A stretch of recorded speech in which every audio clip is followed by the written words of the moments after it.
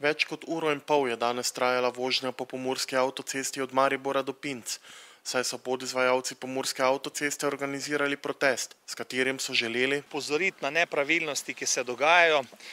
Mi smo dejansko to uporabili kot eno zadnjo metodo, kajti po pol leta dogovarjanj, pogovarjanj vse skupaj ni imelo nobenega učinka. Naš predlog je, da Dars poplača terjatve podizvajalcev, ki so priznane, katere smo pošteno izvedli, zato da jih poplača, ima vso zakonsko osnovo v skladu z razpisno dokumentacijo, v skladu z pogodbo in ima več možnosti, torej možnost je, da plača to iz zadržanih sredstev ali pa iz bančne garancije. Kar se je danes zgodilo, je nezaslišano. Dars je izločal kamione, ki so to cesto gradili, ki niso dobili plačano, tuje kamione in ostale je pa spuščal po avtocesti naprej. Ignorira Dars še vedno sklep Komisije za nadzor javnih financ, priporočilo Ministrstva za finance, sklep Državnega sveta, stališče Gasparija, ignorira zakon o javnih naročilih, ko govori o poplačilu podizvajalcev, kolikor ga izvajalec ne plača, izgovarja se na neko nominacijo.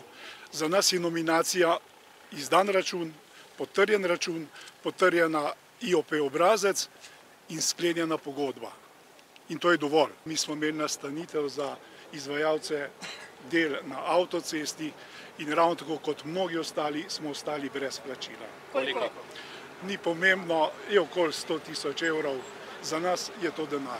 Poleg 40 do 50 vozil podizvajalcev pomurske avtoceste, ki so se v znak protesta do Pinc vozili s hitrostjo 61 km/h, so podoben protest napovedali tudi prebivalci Radehove. V državnem lokacijskem načrtu, ki je bil sprejet za gradnjo avtoceste na severovzhodnem kraku, je bilo jasno zavedeno, da morajo biti upravljene tudi vse sanacije na izvršenih oziroma na obstoječi infrastrukturi in zasaditev okrog jezera Radehova.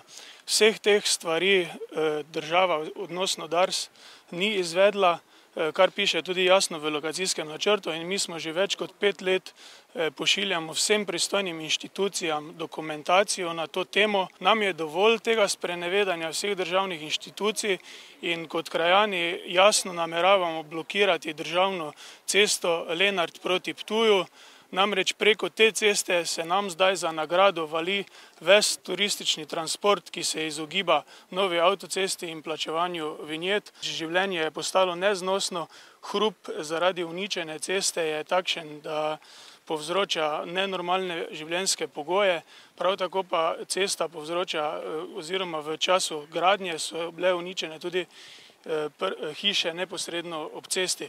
In planiramo, da se bomo krajani organizirali. Gre namreč samo za 2 km ceste, ki ni sanirana. To je od Lenarta proti razcepu sedaj Sveta Trojica, prej Senarska. Krajani planiramo, da bomo zaporo ceste izvajali takrat, ko bo dejansko največji turistični naval. Prekmurska avtocesta, kot vemo, nima uporabnega dovoljenja, kar pomeni, da bi morala biti zaprta. Pristojne inšpekcije žal ne ukrepajo. Mi smo jih obvestili že nekje sredini aprila. Vkolikor to ne bo izvedeno, Dars ne bo pridobil uporabnega dovoljenja, zato ker mi držimo določeno ključno dokumentacijo in mi bomo nadaljevali s takšnimi protesti, kot smo danes. Prihodnjič bo čez teden dni, bomo pa se odločili, ali bo Dolenjka ali bo pa Primorska avtocesta.